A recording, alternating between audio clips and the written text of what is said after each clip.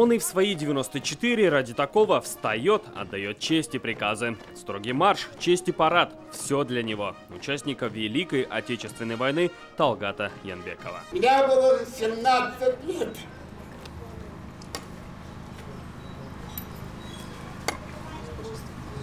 Призывался в 44 году.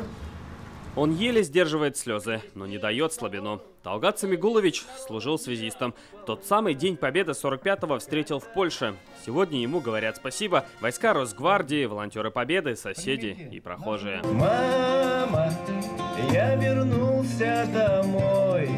Мама, я вернулся живой. Сегодня на груди Талгата Янбекова появилась еще одна награда – медаль в честь юбилея Росгвардии.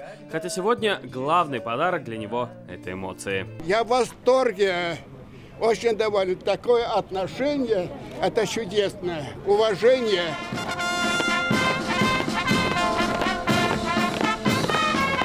Это парад под своими окнами принимает уже Александр Сафонов. Он блокадник Ленинграда, ветеран Нацгвардии в отставке. Поздравить его с Днем Победы вышел весь двор.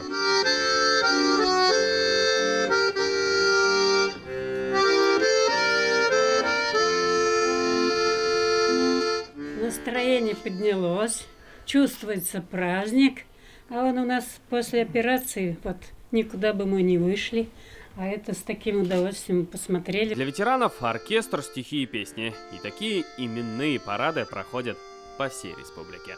Салават Мухаммадуллин, Ленар Худяхметов, ТНВ, Казань. Закажи рекламу на ТНВ. Телефон в Казани 5 705 100.